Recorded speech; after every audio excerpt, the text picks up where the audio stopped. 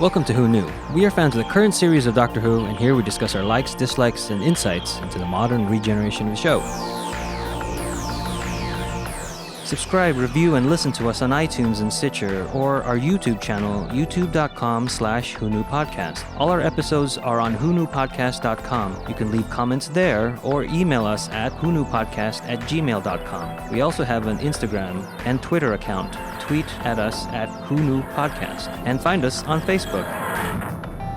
Today's episode is episode 7 of season 8, Kill the Moon. It's 2049, and Clara is broadcasting to all of the Earth. They have 45 minutes to save an innocent life or all humanity. This episode is written by Peter Harness, directed by Paul Wilmshurst.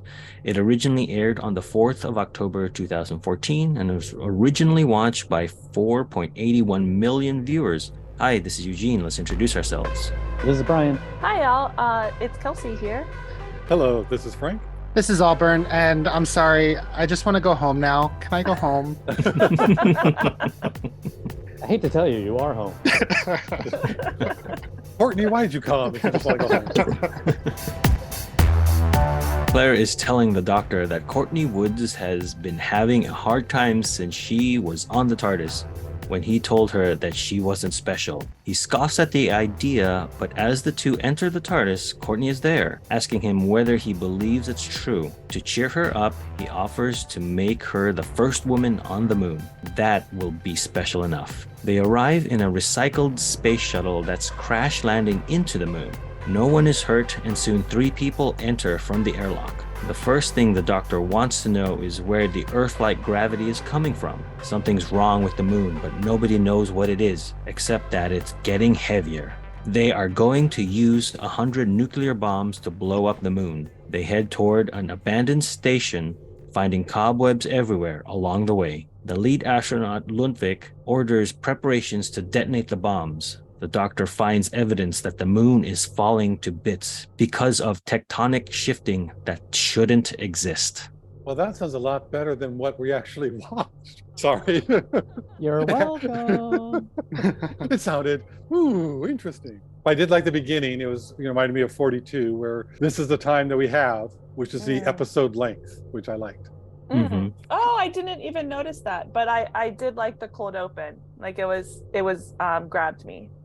Yeah, there's like that fake out where you think the innocent is Courtney because she's the only one with Clara at first. And then we have a reference to the 4th Doctor, which episode we did with the Ark in space, where he uses the yo-yo to test the gravity. Tom Baker did that as soon as he arrived on the Ark. And I think it's the executive producer said they wanted to match the yo-yo as close as possible to Tom Baker's.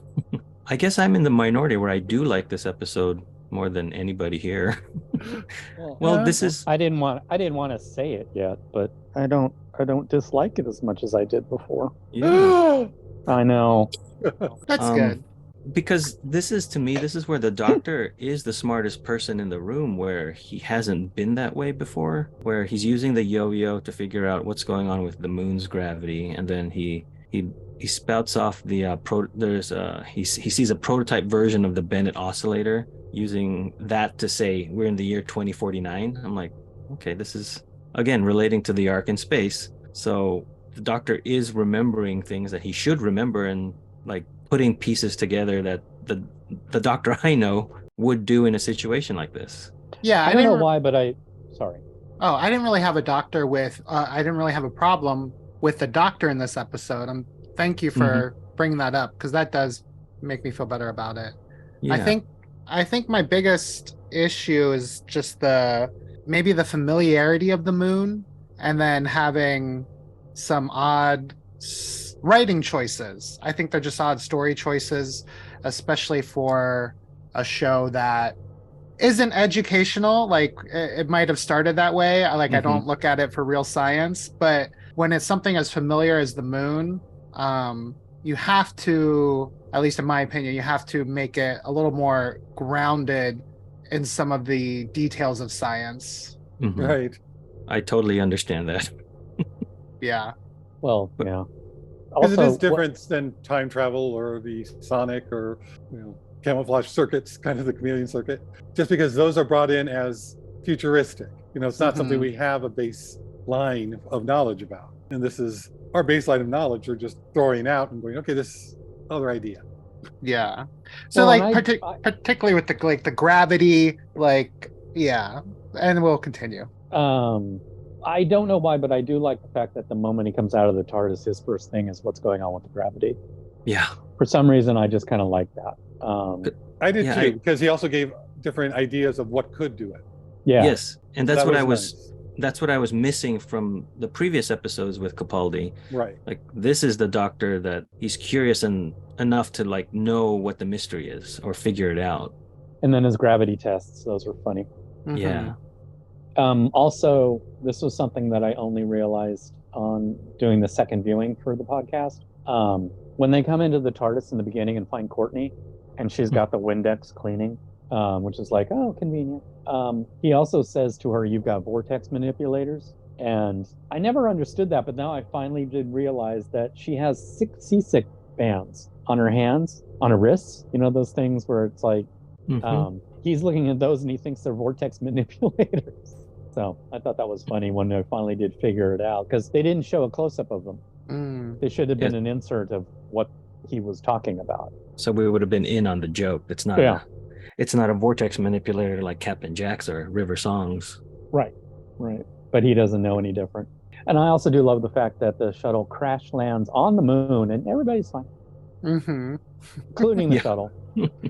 It's completely intact. Yeah. I do think that was a good point, just how bad things have gotten on Earth. To show that, how bad it has gotten is that they have this old spacecraft just doing something to try and get up there. It just seemed, just by using that, showed how devastated they are. We have no other way to get up there. And this was in a museum where they took off the back to let it be a kid's ride. And then they put it back. I guess they put it back on. But then only 10 years ago, they were sending mining expeditions to the moon. So 10 years ago, they had private mining on the moon, but now there's no spaceships to save the world. Hey, shut up. Sorry. Well, yeah, because I mean, and also somebody none had of the said is that the whole NASA funding has gone down. So it is what we're doing, taking it and going more privatized. So maybe that is what happened, and they didn't invest anything even before 10 years prior. Yeah. No, I mean, I know we can get there. It's just hard when the internal logic of the episode makes me ask questions. And then none of the private companies ever sent a woman to the moon. In all that time, I know, that's weird. Yeah. I guess also kind of the message of this episode I'm trying to figure out, yes. It's, what is it trying to say? About who? I think I have something that I figured out. Okay. But I'll share it till the end. I don't want to, we'll go through it. Yeah. And about Courtney being the first woman on the moon, he doesn't know they're traveling through time. He was just going to take him up to the moon. Yeah. And at that time period, she would have been the first woman on the moon. But then they play it later like she was the first woman on that moon. Well, she's an obnoxious kid. You got to do something for her, I guess. Okay. All right, I'll buy that.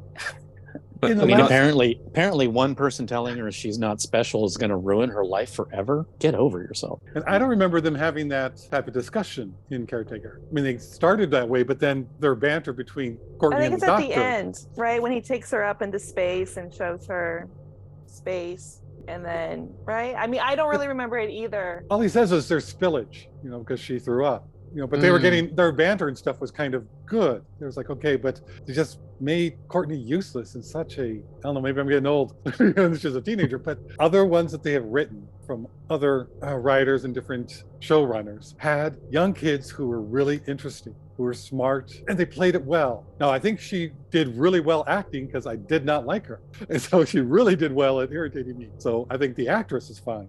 It's just going through all this and why she's there and what she says and just the nonchalantness, not appreciating where she is or what's going on. I have to say, I only hated Courtney half the time this time. And then the other half I was fine with her. Yeah, I think I'm okay with Courtney in this episode because she is the surrogate that we have been missing from this season. There's no Rory, there's no Mickey, and it's not really Danny because he kind of comes in and out, where Courtney has been on the TARDIS. She's traveled, where I don't think Danny has traveled in the TARDIS. He's been in the TARDIS, but he hasn't traveled anywhere yet, I don't think. So that's why I think I'm okay with Courtney, because she fulfills a role that we have sort of not had in this season. If they had kept up that banter with her and the Doctor instead of making her like this fragile thing that needed to be fixed, that would have been fun. If instead of this is a consolation prize, like this is just us now because I enjoy sparring with you verbally, human, like that would have been fun. Oh, and sorry, going back really quick to the space shuttle crashing. I think I like that because it reminds me of one of my favorite Cowboy Bebop episodes, where they use the old NASA, the shuttles, to rescue Spike from his damaged, or is out of fuel. The swordfish is out of fuel, so it uses the cargo bay to capture him and bring him back to Earth. I don't know. So I like that. I'm okay. And there's a good, like, I want to say set design, but it's like color design. When they're on the moon itself, everything is very stark. So you have two colors mainly. It's the white grayness of the current astronauts with Ludwig and the moon surface, and then you have orange with the TARDIS team wearing their orange spacesuits. But then there's hints of orange rock, sand, and then later on, like barrels, drilling equipment that are orange. So it's nice to see that there are just two colors on the moon, like people and objects. The moon exteriors look really good. Them walking along, they look very good. Yeah. So they went on location. Did anybody look that up? To the moon? They went to the moon? They went to No, they went to Lanzarote, which is in the Canary Islands. It's usually a vacation spot, but there are volcanic rocks and there's active volcanoes there. So all of that they're walking on is like volcanic rock. Wait, that's real and they're outdoors? Mm-hmm. Wow. And it looked good, but they were so much like on a set. Yeah. That's cool. Looked good, yeah. They were shooting in like warm weather. It was 40 degrees Celsius, which is Jesus Christ, 104 degrees Fahrenheit. So every time they yelled cut, they were just like cooling them down. And the three new present day astronauts were the worst, because those suits were much more than the orange ones that the TARDIS team has. Wow. Plus the guys were so old. I wish they had. I know for I can't believe I'm going to say this, but I kind of wish that this episode was a half an hour longer, so that they could get into like Earth really did turn its back on the moon. The only astronauts we could find were third generation astronauts. Oh, we had to recycle a shuttle. I wish they had kind of explained more of why. Yeah, I think I just needed to give to see some more depth to it. Did you say third generation astronauts? Yeah. Okay. I thought they were third tier astronauts. Like they couldn't send up the first and second tier. But then later she was like, I'm the only astronaut left. And I was like, what about the first and second tier astronauts? But now that you say third generation, that makes more sense. They hadn't been in space for years. Ever. Yeah, years. But yeah, and I agree with a second generation space space shuttle, and maybe second generation, but when it crashes on the moon, it's perfectly fine. It's first generation. No, but I agree with you. I wanted to see how bad it had become on Earth. We never get that, which is sort of typical of what is going on this run, where we're told stuff but not shown it. I also wanted, this is at the end, but for me, I wanted a little bit more discussion of consequences. Yeah. What's that? There's no consequences. Well, so 10 years ago, the miners got there and kicked off like an event that caused high tides all over Earth. But this egg has been growing for 100 million years. So I don't think the miners set anything off. I think it was just timing. Yeah, I in my mind, I kind of logicked it away. That's a kind of a growth spurt before the egg hatches. Okay. Yeah, I agree too. So yeah, back to the mass of the moon. Like I would have taken any of the other like magic scientific explanations, but like when an egg grows, I don't think it creates more mass as it grows. Like, and there's even amniotic fluid later. So whatever it's growing, there's not a creation of mass. Like whatever stuff is there is what it's feeding on itself to grow.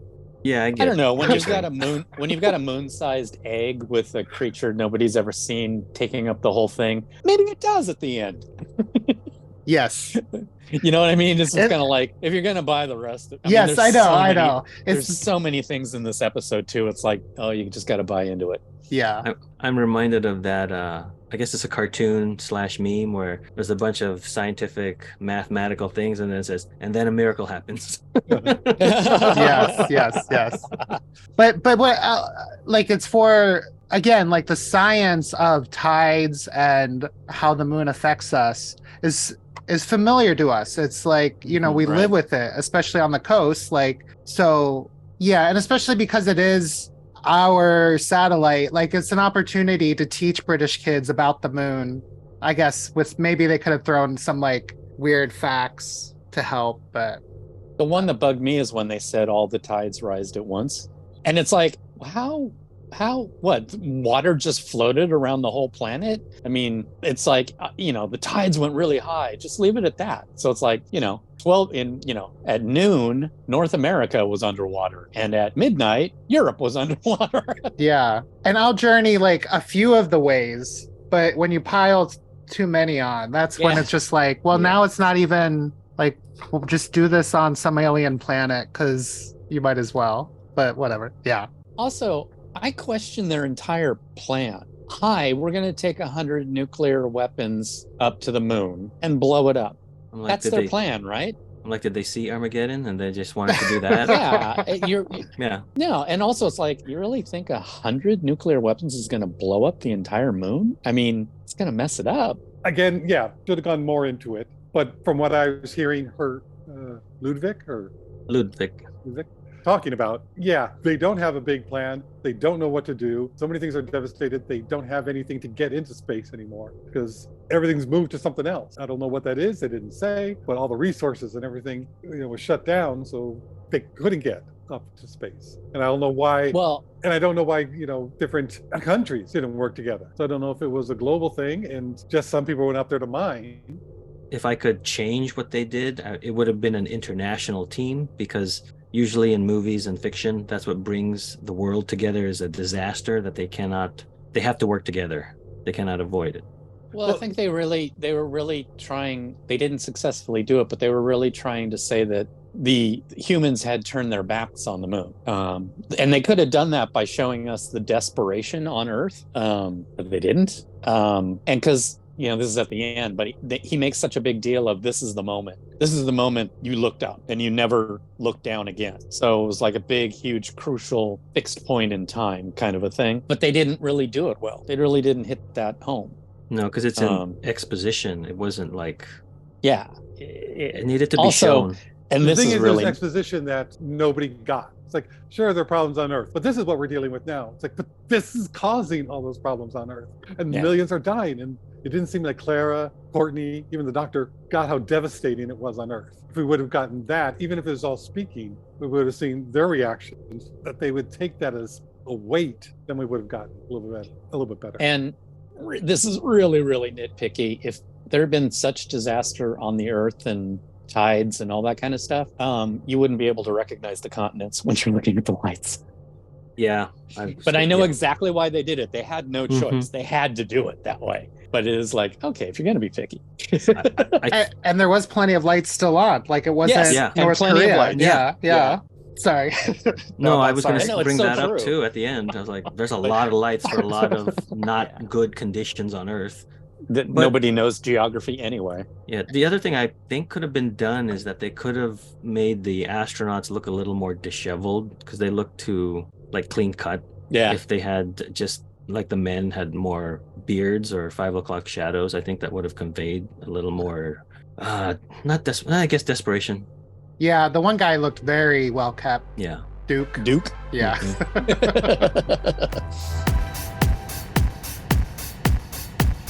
An alien screech is heard inside the station, but it's not Duke.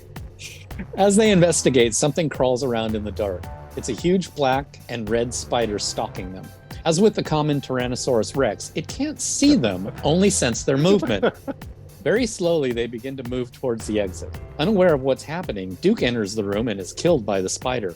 Sorry, Duke. The others run into the next room, but the door closes before Courtney can enter. As the spider begins to attack her, she pulls out a bottle of Windex, which burns the creature to death. Kills 99.9% of germs, she says. This makes the doctor realize that the creatures are gigantic germs. Courtney has had enough and wants to go home. They take her back to the Tardis where she'll be safe.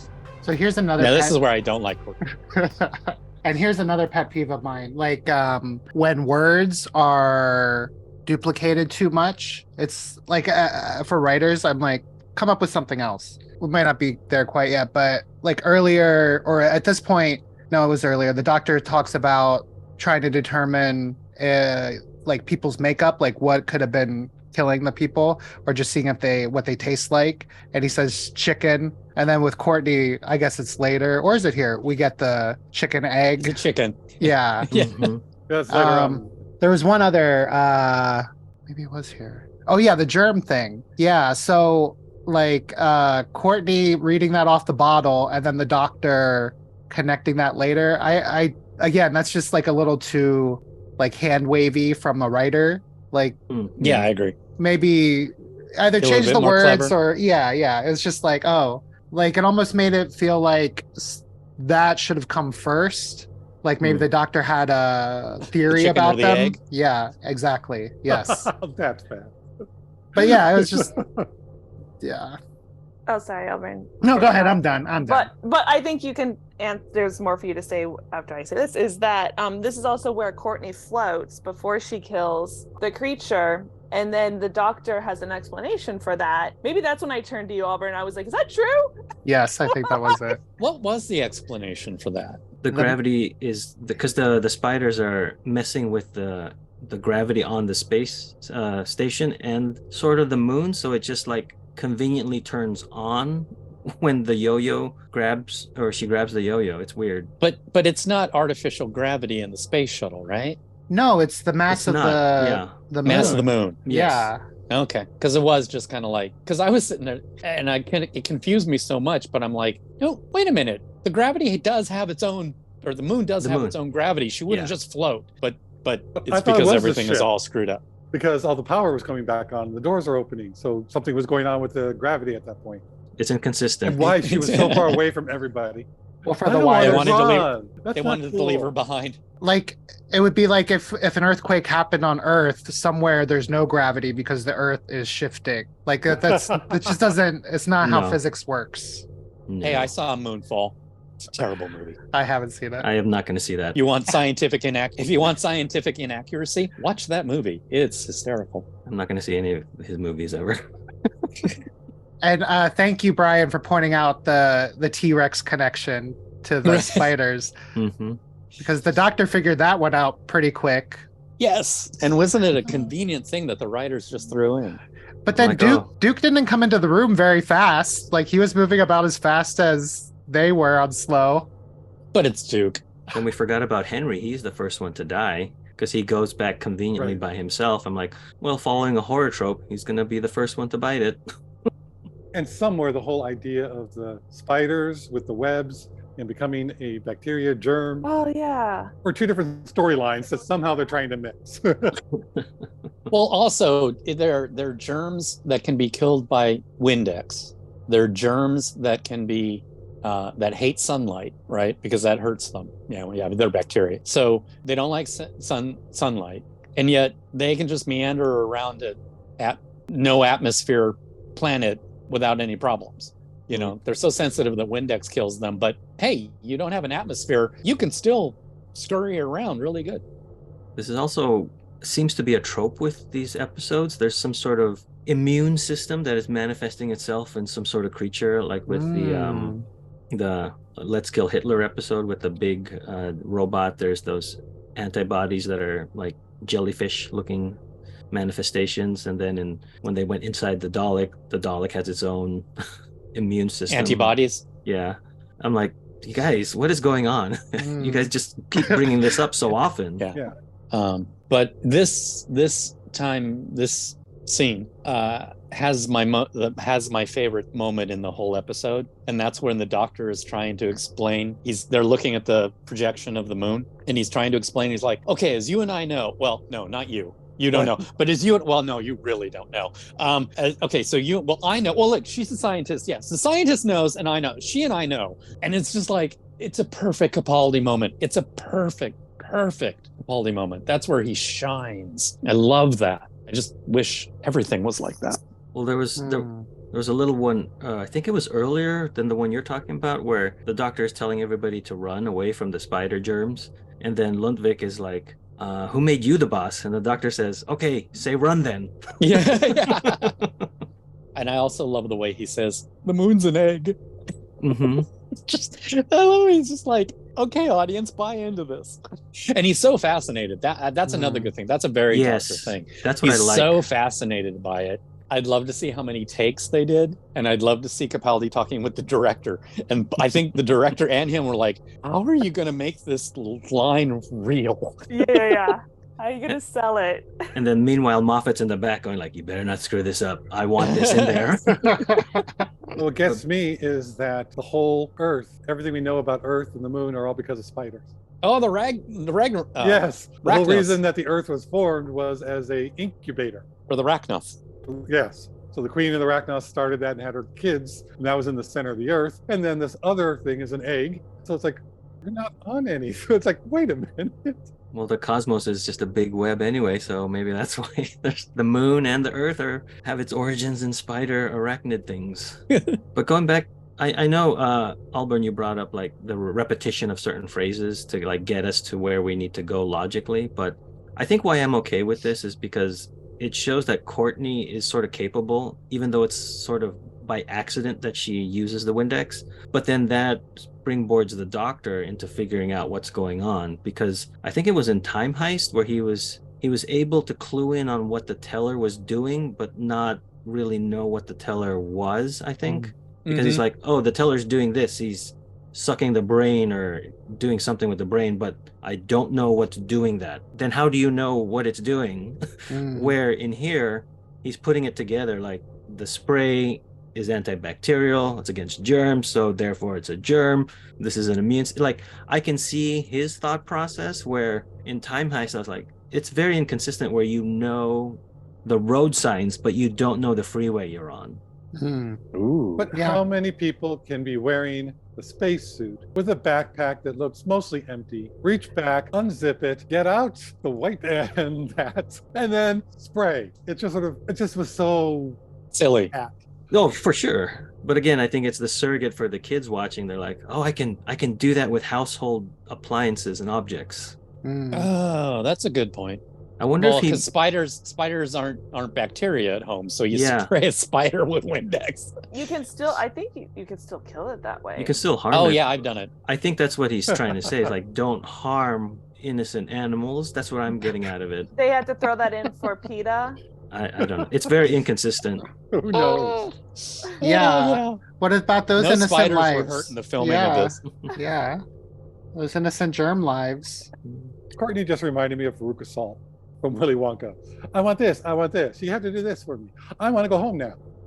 It just annoyed me. I could see that she was scared. I want to go home. Fine.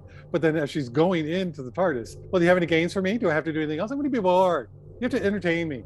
It just was so irritating. I think that's very true to life. But I don't want to watch it. I don't think most teenagers who would have any kind of experience of being out in space and being attacked would go, I'm bored now. 2 seconds after all that stuff. I want to go home because I'm scared. But I don't have want you met 15-year-olds? Yes. They're a lot smarter than that, and they're a lot more with it. I will say what endears Courtney to me, though, is her reaction of saying, I'm really sorry. Can I go home now? To me, that's very much kid logic. Like, I'm going to behave now. I'm sorry. Can we please go home to the adult? And I was like, oh, that's very relatable. It is if she actually meant it, because she didn't. But that's how kids are. That's why I found it very relatable. I did find it funny that she was posting pictures on Tumblr. You can't put pictures of me on the internet. I'm surprised Tumblr is still known in 2049. It's making a comeback. Oh, Now that Twitter is Grandma used to put going off things the on. ledge. Yeah. Another thing that I like is when they first go into the Mexican space station. That is only lit by their flashlights and their headlamps on uh, the astronaut suits. Mhm. So I thought that was a very effective way of doing that, showing it's like abandoned and derelict. No, not derelict, but abandoned. I hadn't thought of that.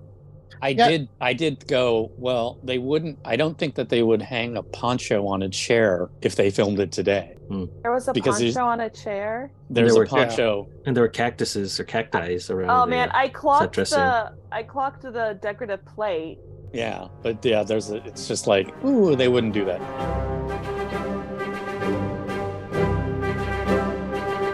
They explore the moon's surface and the doctor is attacked by a spider, but it quickly retreats. It's the sunlight. As germs, they cannot handle sunlight. The doctor finds amniotic fluid next to a large cavern.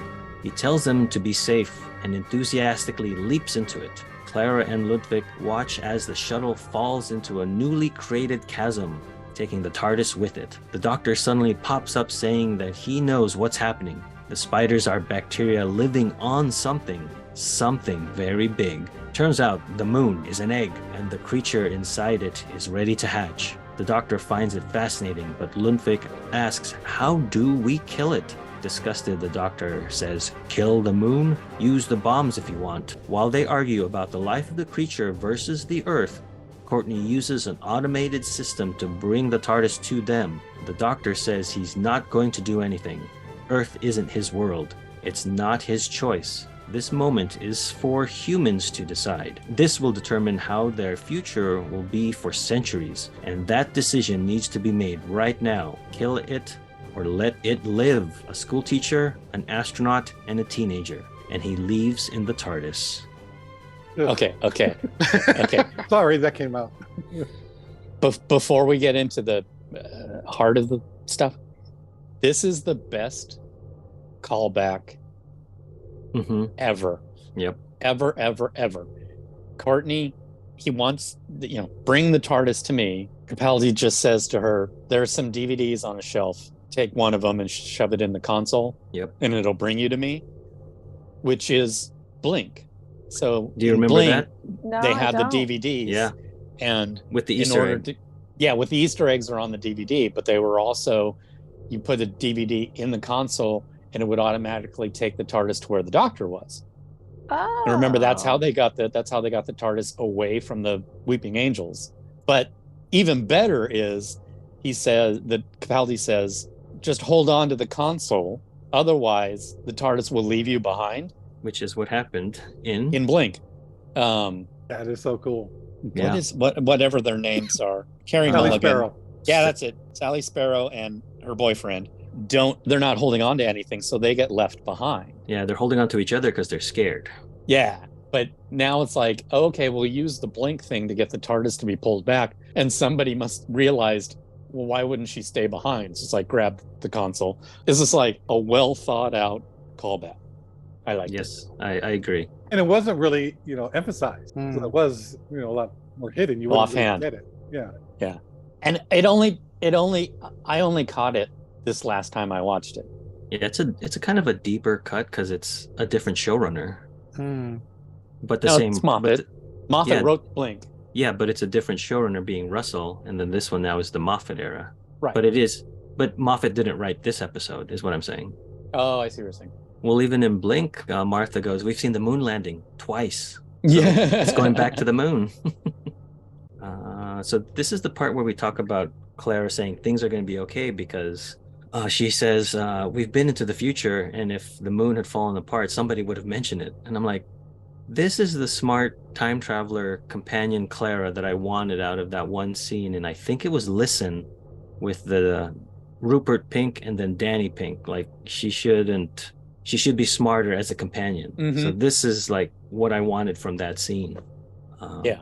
Just her being smart. And then it leads to great discussions of the doctor. I just wrote this down, where to go. Then the doctor says, there are some moments in time that I simply can't see. Little blinks. They don't look the same as other things. They're not clear. They're fuzzy. They're gray. Little moments in which big things are decided. So I like that we sort of have that big speech of this is a fixed moment in time, but it's described from the opposite way. Like this is a point in time I can't see, and it reminds me of like the Prime Directive from Star Trek, where I as a Time Lord cannot interfere in the development of this species. Unfixed point. Yes. But was he just lying though? Like he knew what was going to happen. He did know what was going to happen. I think he did. Think so. The doctor always lies. Yeah. I think he knew. But isn't that the opposite of a fixed point in time? That's what I'm saying. That's why I like it. But I did like what Clara was saying. It's like we've been there, we've seen it. So do pumps not work in a vacuum? I think that spray bottle should have worked. I haven't tested it, but doesn't it need air in it to get the pressure to pump? Maybe. It's a plastic bottle, so it should have been all like when you take your water bottle. Well, it should have been expanded, like when you take your water bottle on an airplane at altitude, it gets because there's no pressure. I thought a water bottle in an airplane, it gets wrinkly and if you open it up when you're high and then it comes back down, the pressure will close. But like with no pressure, the bottle should have exploded, or I think it should have worked. And then how long is his yo-yo string? It's longer on the inside. Yeah. That whole jumping into the amniotic fluid. I don't know what that was. What? Yeah, because he was there again like 10 seconds later at the shuttle. That was very confusing when he just popped out of nowhere. Yeah. The amniotic flowed like a river. I mean, the only thing I can think of is he uses the yo-yo, it's amniotic fluid, so he's like, I have to verify that it's something live inside, so I have to see for myself. Okay. I mean, he could have scanning. He could have scanned it from the TARDIS, from his sonic screwdriver, any number of things instead of leaping into a chasm. Another trope that they use is this is the only one of its kind. Oh, why? Yeah, why? Yeah. But it's so overdone. It's a living creature. Just because you don't know about it, how do you think it's the only one of its kind? And again, that goes back to like just scientific principles. Like, so there's a creature that has bacteria, so there's an ecosystem around it. Means that it needed to evolve somehow. Like they evolved together, the spider bacteria and these creatures, to be what they are. Like, unless they were just immaculately concepted as this moon creature. I mean, there's a lot of magic going on here. Yes.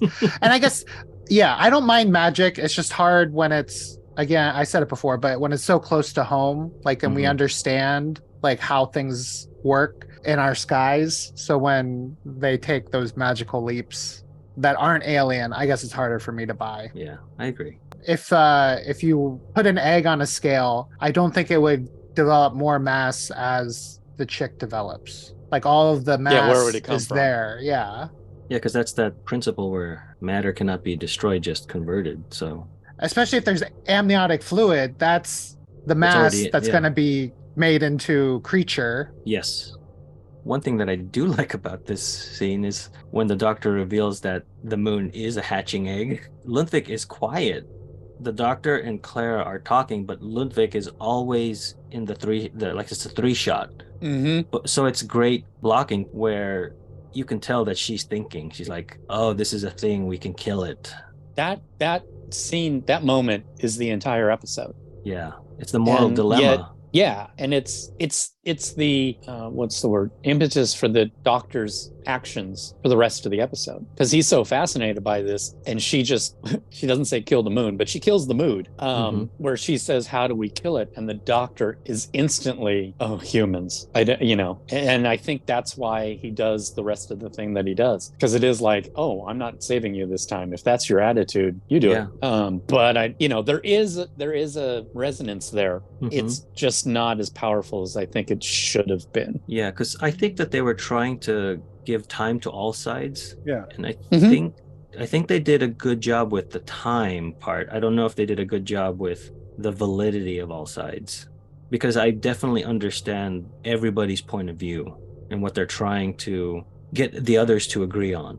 Yeah, but I think that they should have really, I think what they did hit was this discussion that it was a creature, and then that her first words were, how do we kill it? Boom. That's what she went to immediately. What I don't think landed was that should have been, we should have seen the doctor. He does react, but not, we really should have seen him being like, okay, I'm done with these people. I like how they did it though. And let me explain why. Usually when this happens with the doctor, this is his speech moment. Yeah. With this one, he's sitting down. And to me, it's like he's saying, this is a piece of fact that I cannot contribute to this discussion. Like, I have to let you as humans decide what to do. So I like that Capaldi is sitting down and not standing up. Yes, that's great. Did they earn it? No. I think in the second watch, for me, it worked. Okay, because, well, I guess it's the doctor for the rest of the episode, because he's so adamant, and he does actually leave, and it's like, well, that's really out of character for the doctor. He wouldn't have left, that kind of thing. I just don't think they earned such a shift in the doctor's character from what we see in that moment, whereas they could have made it work. It's just disappointing to me. I guess it's the mood I'm in, or the mood I'm in when I watched it. I mean, where it just worked, where it was very matter of fact, like, this is the moment that depends on your choice right here, right now. I'll leave so that you decide. And it's not I'm not here to help you. It's for you to decide. And so you were okay with the doctor literally leaving? Mm-hmm. Okay. Like I said, I think I'm in the minority on this episode. Well, on this part, I agree with you, because I do think the doctor was true to himself. And because I thought the doctor lied at the beginning. He may not know all the details, but he knows this is a moment that Earthlings look up. This is going to be it. So he has basically an idea that, no, they're not going to kill it. But they have to come to that decision. So he removed himself. From his point of view, that's how he saw it. From Clara's point of view, it's, you're totally abandoning me and leaving me to play God.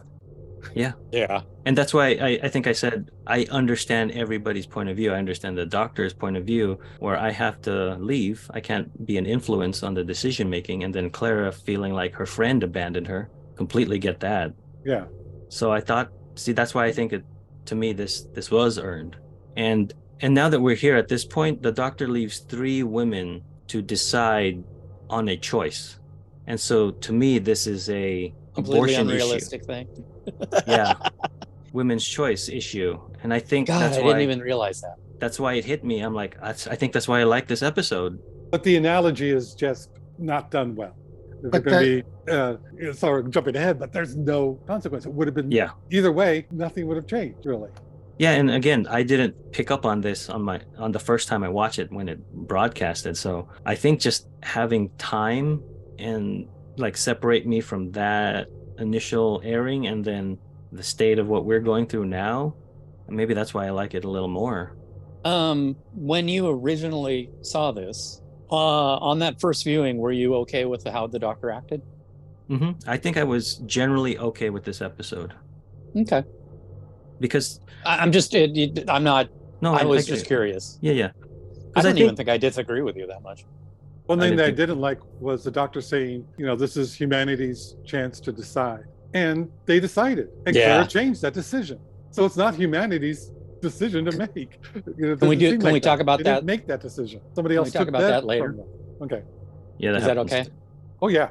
But one little funny thing here is that when they're making they're questioning the decision, they're questioning if the doctor will come back, because he says, I'll be back.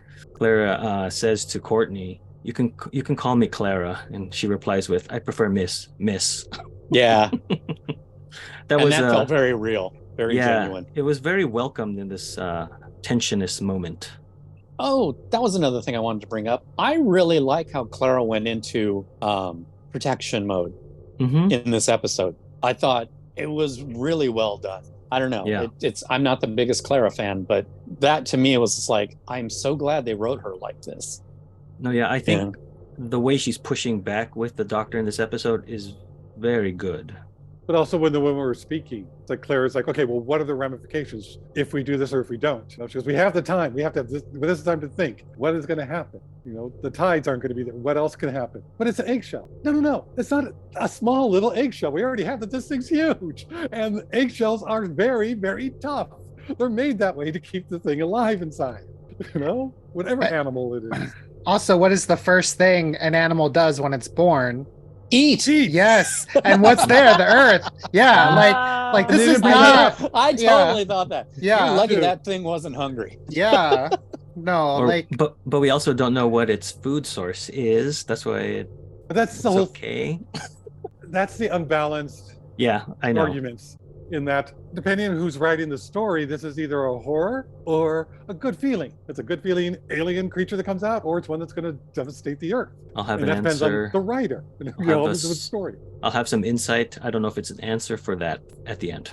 But they didn't bring up what do they eat? Why is it here? Waited for so long. I agree. Is this they did what not. they do to planets? Is it populated for them to eat? It just.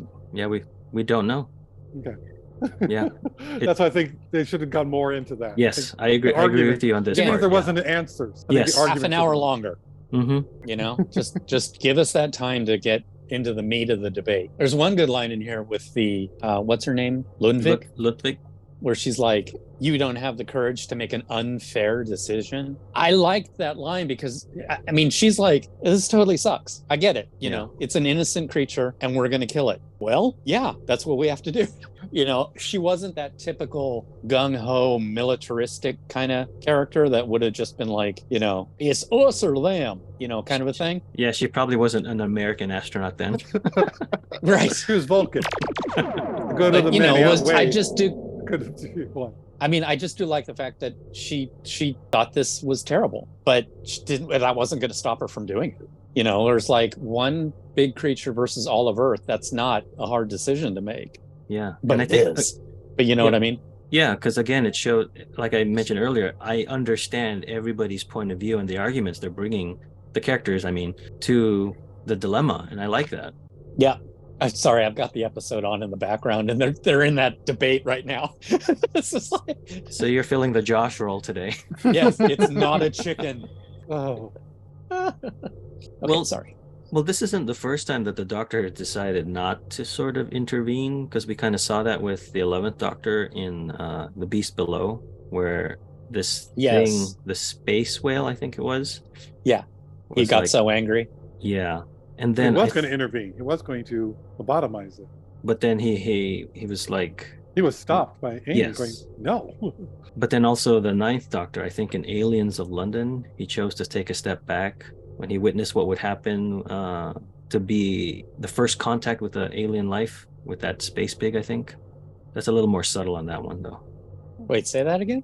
In Aliens of London, the 9th Doctor chose to take a step back in the what could potentially be apocalyptic, with the humans learning that there is alien life form out there. I need to wrap my head around that one a bit. Yeah, because I think isn't he in the cabinet room, and he's just like got his hands crossed and leaning against the wall while they discuss what to do. Anyway, I think you're right. Yeah, I'll have to look at that one. There was an interesting thing I said to Frank at this point watching the episode. It would really be interesting for me to see what if this was Tennant in this episode. How would David Tennant's Doctor handle this script? And at the same time, that made me think, and I also kind of want Capaldi to go back and do a Russell episode. I just think it would be fascinating to compare them, because Tennant would have made this a little bit, well, he would have done it seriously. It's one of those things where it was like, I just found that interesting to try and think of the possibilities of this. Because would it have worked better if it was Tennant, kind of a thing? This was I even thought Matt Smith. It was originally written for Matt Smith. Was it? Yes. Okay. See, but I like Eugene had said earlier, like I actually found Capaldi. Well, I guess I never was annoyed by him, so that means like I bought him in the role. I felt like he did a great job deliver, like with whatever was written for him. He wasn't the problem. Maybe it was just the no. And I'm not saying that either. I'm actually saying, well, because for me this is the same as last week's episode. I find Capaldi amazing in this episode. He does what he is given so well. I just, I'm still trying to wrap my head around that he actually does leave. Because I'm still of the opinion that he's not lying, that he doesn't know what's going to happen. Tangent, but maybe with AI in a few years, we'll be able to remix these episodes.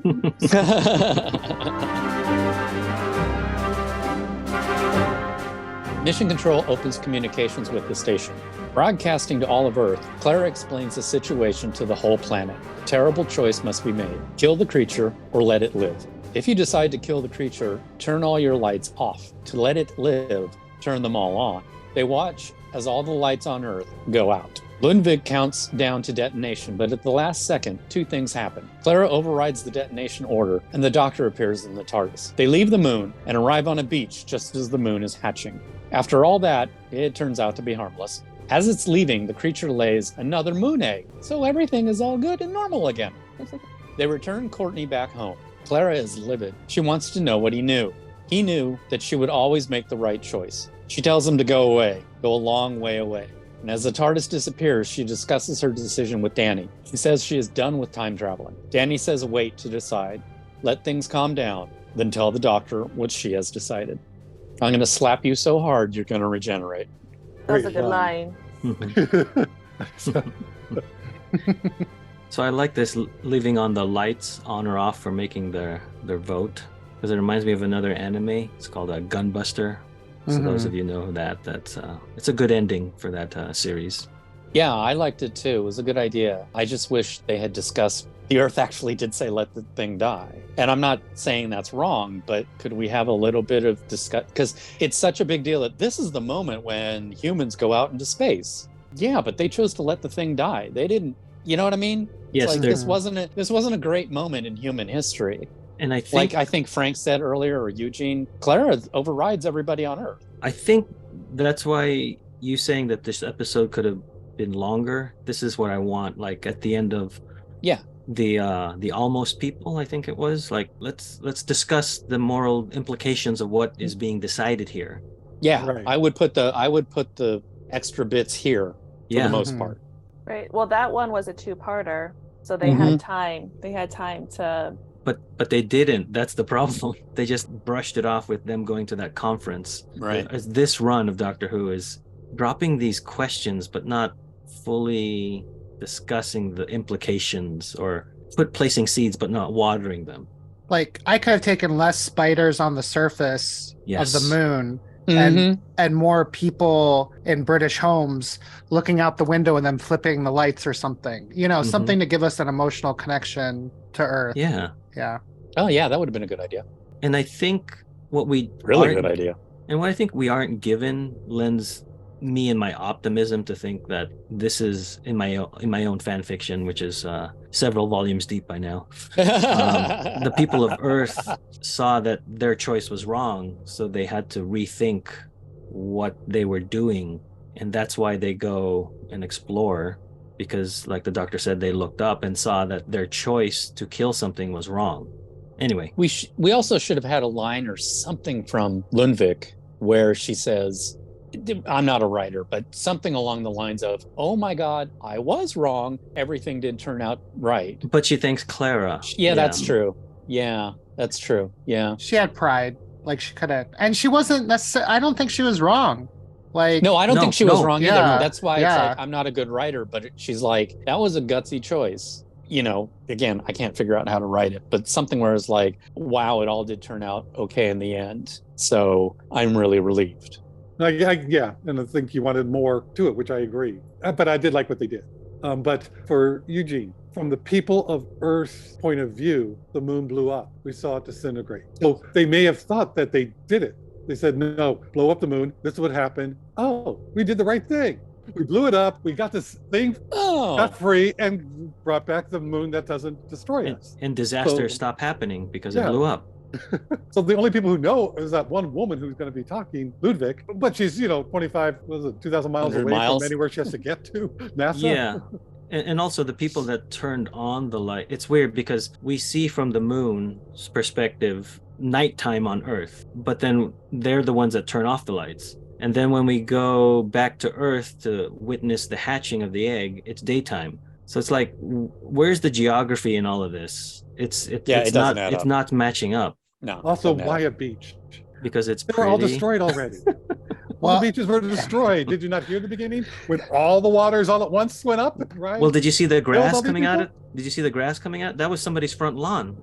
Yeah, they needed a sign for some city that's in the middle of England. It's now Oh, Mount Baldy. The top yeah. of Mount Baldy. Such a small set design would have like really set that well. That was probably 15 minutes away from the other sets on Canary Island, and somebody was like, let's just use it real quick. Mhm. True, but to me, it's unbalancing the argument. Totally. Yeah. Showing all the purpose, same with no, this was the right decision. They made that decision for us as an audience, showing how beautiful it is afterwards. Everything's fine and dandy. This was the right decision.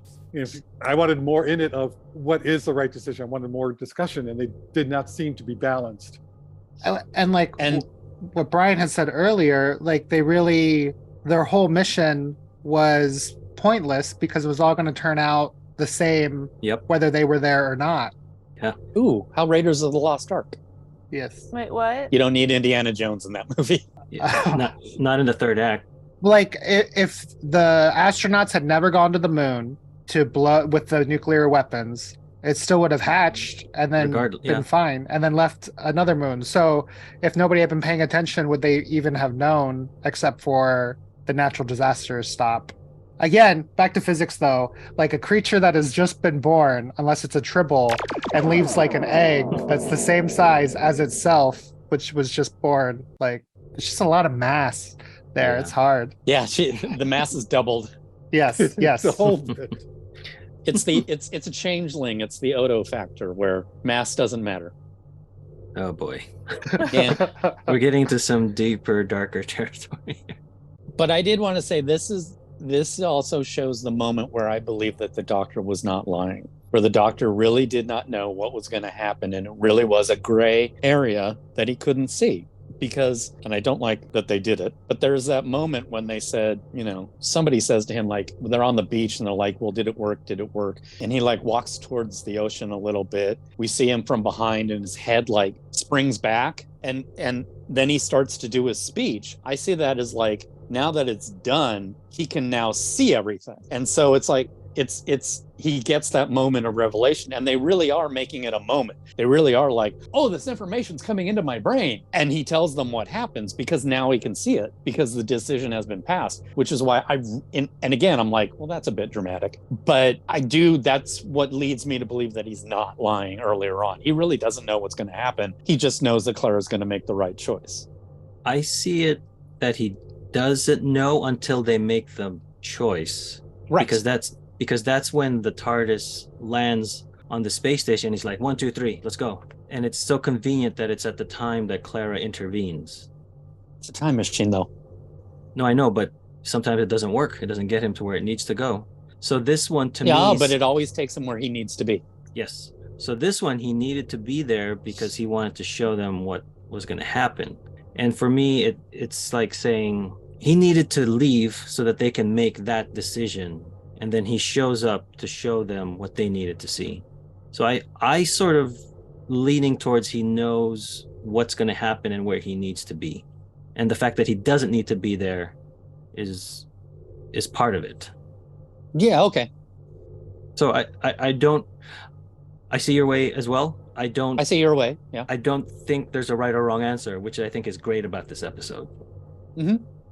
I did like Clara's speech to the Doctor and him just going, no, I trusted you. This is, so his point of view was very different than her because she and the companions stop him from being a god. They say that over and over. Donna, you have to have someone to travel with you. Clara's there to like put him in his place, with their little snide comments and their fun banter, but it's like, you left me to play God with all humanity and this new life. It's like, how could you have done that? Like, you betrayed everything that we've had together where we are there for each other. We do watch each other's back. And I could just see her being so upset. I just thought she did really, really good job. I agree. Amazing acting. That tear was powerful. Yeah. And I think that's why the Doctor left. So then Clara could get mad and want to stop traveling with him. I think he got blindsided by that. The way he was reacting is like, why are you upset? No, I know. Yeah. But I thought for him that was a surprise. He didn't plan for Clara to get upset. But this point was sort of built up with the last episode where Danny was at odds with the doctor, saying that I know people like this. I know people like this in the army that push you beyond what you're capable of. And so Danny has a great line too. Yes, he does. Danny says, "It happened, didn't it?" Because he knows that face. They don't, but he says, but they don't explain what happened, and it's that the doctor pushed you too far. Yeah. When I think did that's he great. have that? Was that just one episode ago when they had that conversation? Where Yes. he was like, "When it happens, come tell me." In the caretaker episode.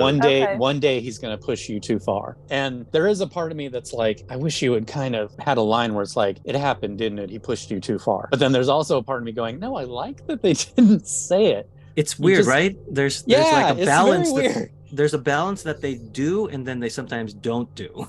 Yeah, and it's this one. It's like, I'm glad they didn't. I thought they handled it perfectly. Yeah, even with that line that you were mentioning about, I know that face. And Clara going, I haven't had this face before. But no, I saw it on myself. Yeah. I know exactly what's going on. It was great. And him being calm and going, you're still so upset, so you're not away from him yet. You haven't been able to distance. It's too new, it's too raw, you're too tied in. So I thought, well, Danny was good. Even further than that, what you're talking about, Frank, where she goes, when did you get so wise? After he tells her, calm down, take a day, and then come back, tell him, then tell me. Right. And then she says, when did you become so wise? And he just goes, like everybody else, I had a bad day. It's like so relatable. Mm-hmm. And then a little bit more on the set design. On her classroom, when she arrives back, on the whiteboard is written about Charles Dickens and David Copperfield. Shall I turn out to be the hero of my own life? I thought that was a nice tie-in with what's going on. I've honestly never noticed that. I'll have to look for it. But also, this is another thing where it's like Danny doesn't get the credit that he deserves because he's really good in this. Mm-hmm. And I think, what everything he is saying is true and it's said in a good way. But I think the thing that finally sells it is once some time has passed, tell him your decision and then tell me. He's not even being selfish in that moment. He's like, no, you're going to tell him first. And that's okay. And then tell me. I kind of heard it as, don't tell me what you're going to do. Tell me what you did. Because a lot of times we would say we're going to do something and I just haven't found the right time. It hasn't happened yet. And he's like, don't string that out. When you're ready and you tell him, then you can tell me. I know, but he's saying, I understand your relationship with the doctor. Yes. I think we're both agreeing just in slightly different reasons, but I think we're agreeing on that. It's like, I just love the fact that he just nonchalantly says, tell the doctor and then tell me. So we all agree. Danny was great in this. He's Danny deserved better. Mm-hmm. Yes. Oh, a lot better than what comes. Definitely for the end of the season, for sure. Yeah. It's just infuriating. And before we wrap up, I just want to say I don't know if you guys watched it, but the preview for the next episode, Mummy on the Orient Express. Mm-hmm, we watched it. The preview does not show Clara. Right, because she doesn't want to, she's like done traveling with him for now. But that's the thing. So they they were smart enough to leave it open-ended. They didn't ruin it by the preview. So it's like, okay, good. You made a good preview. I thought that was a nice touch. Oh, spoiler. Is she in the episode? Yeah. Spoiler. Yeah. Oh. One thing that I also didn't mention, but that I don't know if it bugs me, but the relationship to the TARDIS in this episode, there was that little scene where the Doctor and Clara were talking and Ludwig could overhear them, and you could tell from like her reactions that she kind of got that they were, talking about time travel stuff. And later she notices, she calls out the TARDIS, like, couldn't you save us all with that? But we didn't get the point where, she's able to see it and say, oh, it's bigger on the inside or anything. I wonder if you guys noticed that, or like, I know she's all business, but still no curiosity towards this time machine on her shuttle. Yeah, because the next time we see them, they're just exiting on the beach. Just for that scientist to like not have any, like, she doesn't talk about it at all until it's useful. And maybe that's a character trait, like she's there on business and doesn't have time for any distractions. So focused. Yeah, they could have had Ludwig come out of the TARDIS and kind of like do a double take. That would have been, I think, satisfied you. Maybe. Because at least it says that she's thinking about it. We don't necessarily have to hear or see her. But I did like that she asked, so that's the way we can get out. I can still live off of this. Yeah. But then it's like, no, okay, I'm already, set myself I didn't expect to on a live. suicide mission. Yeah, Um, I did like. Sorry, I did like that where she said, "I didn't expect to live." mhm. Just shows that she's committed to saving Earth over anything. Mm-hmm. It really reminded me of Sunshine, when Yes. the movie where they go to restart the sun, and I was surprised. Michelle Yeoh dies. She does. A lot of people die in Spoilers. that movie. Sorry. That's like a 15-year-old spoiler. Well, that's some also of us like are a still catching up. 15-year-old private Inside joke. between Eugene. Go But ahead, then, I'll- but then the astronauts, I get that they're third gen, so they haven't been trained and everything, but it's pretty obvious this is a one-way mission. You're on a Mhm. shuttle with 100 nukes. None of you are coming back. Like there wasn't a Right. But you not- can't launch a return. shuttle. Now that you Right. say Wait. that, 100 nukes, they won't fit in the shuttle. No, that's the other thing. But they had like 7 in that set, maybe Yeah. not even that many, and he's just like, oh, about 100. Yeah. Well, to logic that away, they went to the International Space Station, picked up the payload, and then went to the moon. But either Yeah, way, that's it. there's no return. Yes, No they return. they should have known this was a one-way mission, and Yeah. that's 'Cause what I even liked if- about if- Sunshine. Yeah. Even if you could have pulled out the wheels and landed on the moon, you can't take back off. Yeah. You No, don't have the engines don't. to take back off. Yeah, that shuttle wasn't made for it was made for re-entry, but not for Not for taking off without taking off its- again. Yeah. Yeah, it doesn't have the big engines that it needs to take off. Yeah, so that confirms they were there for a one-way mission. It was a one-way thing. Yeah.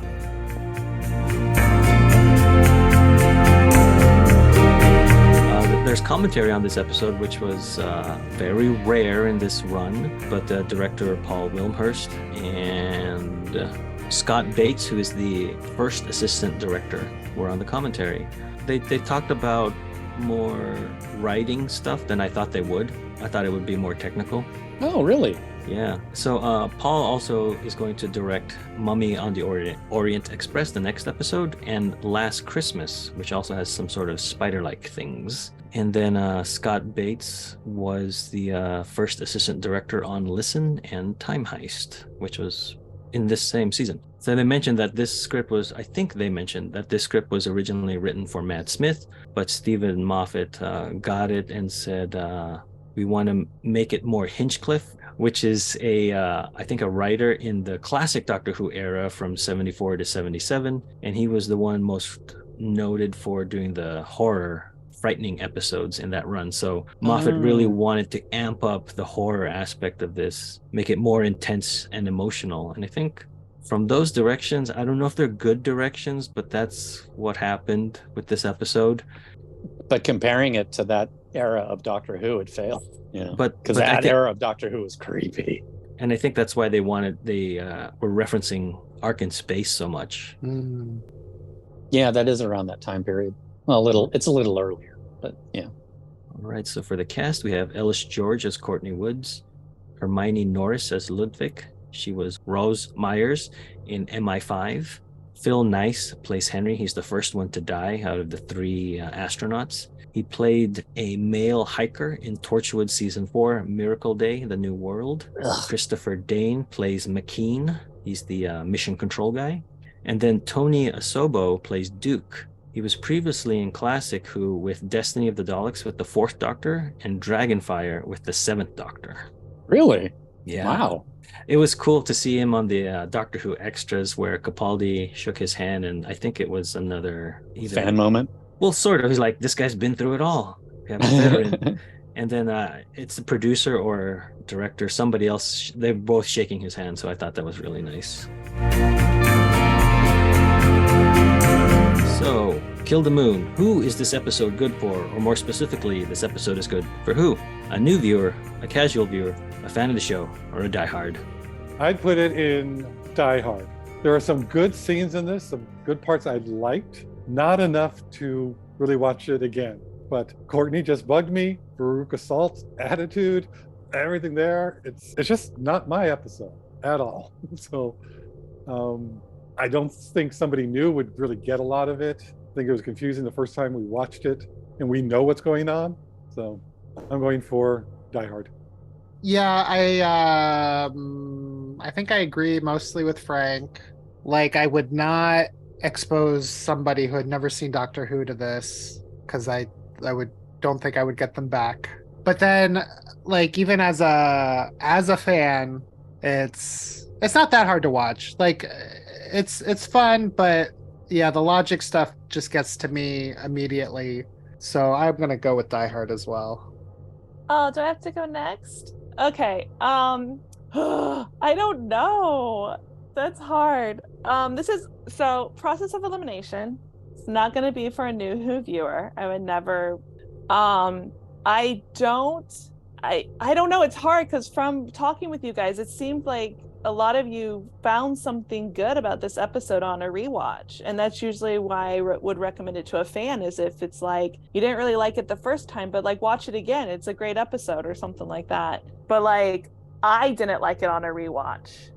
So I don't know if I can recommend it for a fan. But then I also kind of think that it is a casual, fun romp. Kind of fun. It's got an interesting premise to it. So I don't know. I'm torn. I don't know where to put it.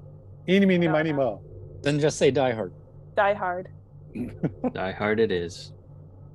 When I first saw this episode, it would have been Die Hard.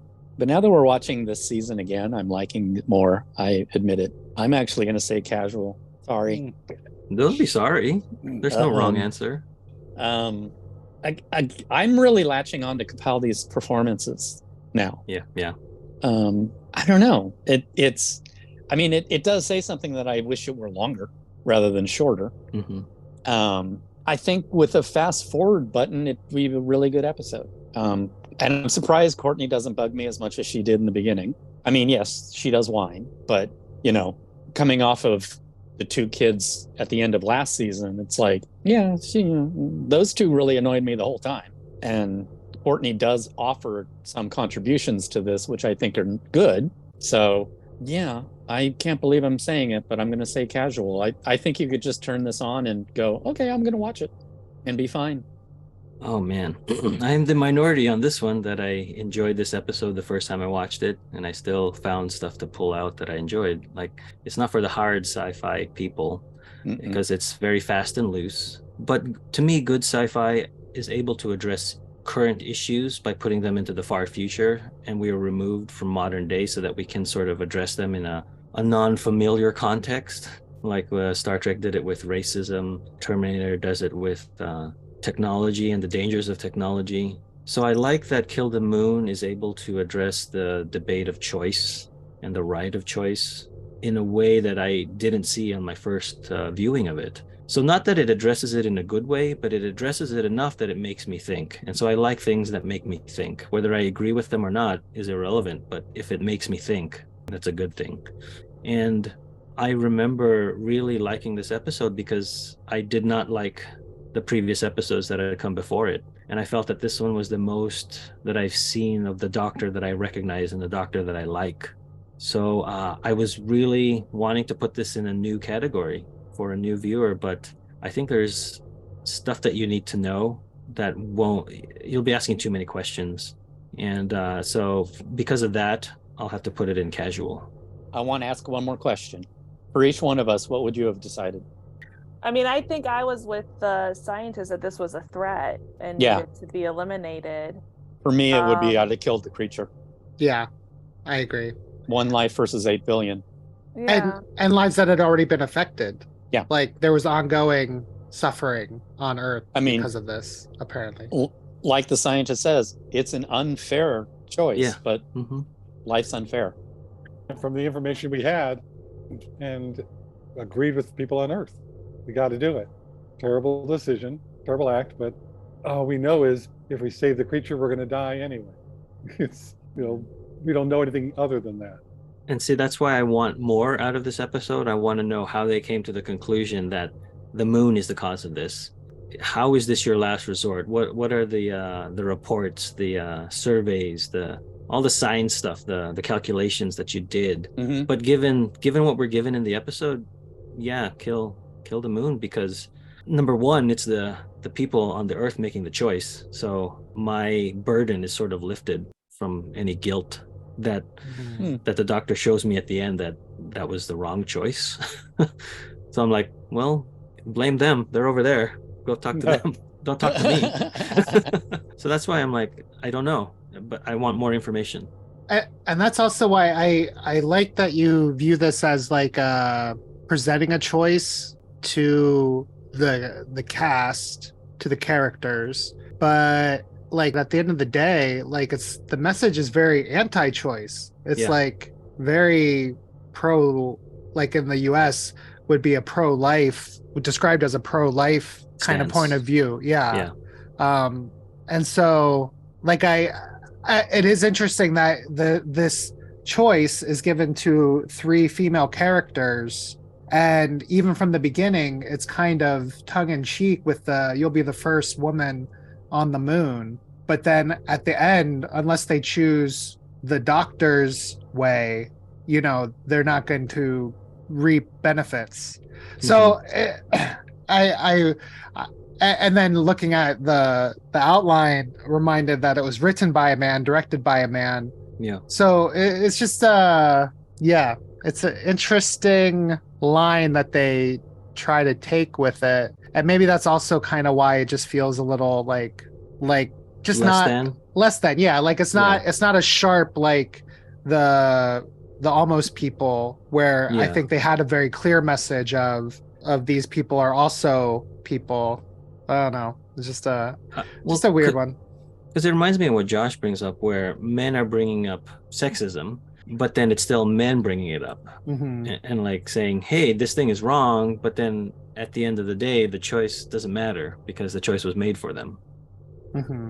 One thing we didn't mention is the doctor does also say womankind at one point. He's like, here's the 3 of you. Okay, womankind, make your decision. And he leaves. I always thought that was a bit weird. It was like, well, what are you saying? Are you saying that sarcastically? Or are you saying that, you know, only women could make this choice and the opposite of sarcastic? I don't know. It's just, that to me was just a one weird line. Yeah, because all in the research that I did for this, all I know is that this was written for Matt Smith. I don't know where in Matt Smith's run. Is it with Amy and Rory, or is it with Clara? And Amy had all that pregnancy stuff. Yeah, so it would have made a difference. Yeah, totally would have made a difference which companion he was with if this episode was for his run. Anyway.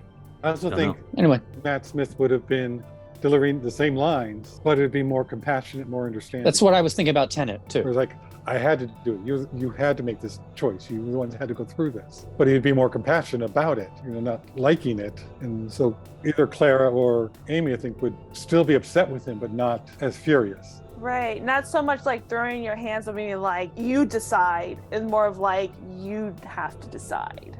I cannot. Especially if this had been a more established doctor. It's like, it's not my planet. It's not my decision. It's like, but it's like, we're still very early in his run. But like, if it had been Matt Smith and it had been Amy, even if it had been Clara, it's like, it's defended. You defend this planet. You do it all the time. Stonehenge. What are you doing? And then that would have been, you know, the doctor looking, going, hey, shut up. Anyway, just thought I'd throw that in there. Anyway. So that wraps up Kill the Moon. Thanks for listening. Stay safe, and we'll see you next time when the future becomes the present. You just listened to an episode of Who Knew? Our wonderful theme music is by Michael Grady. Find him on Facebook at The Universe Explodes. Additional music is by Damiel Paggio. All our episodes are engineered by Auburn, and you can find him at auburnbinkley.com. You can also find this show in several places. Follow us on Twitter at Who Knew Podcast. Subscribe, review, and listen to us on Apple Podcasts, Google Podcasts, and Stitcher. Or on our YouTube channel, youtube.com/WhoKnewPodcast. All our episodes are on whoknewpodcast.com. Visit our Facebook page. Please leave comments, reviews, and click like to support Who Knew Podcast. To listen to our show on your Amazon Echo device, subscribe to us on Amazon Music, and then ask your Amazon device to play your podcast subscriptions. This podcast is inspired by Doctor Who, the longest-running sci-fi show in history, and especially the revival spearheaded by Russell T. Davis. Thanks to Russell, Sidney Newman, Verity Lambert, Ron Grainer, and all those involved in the adventures of our favorite Time Lord. Your work continues to inspire and entertain.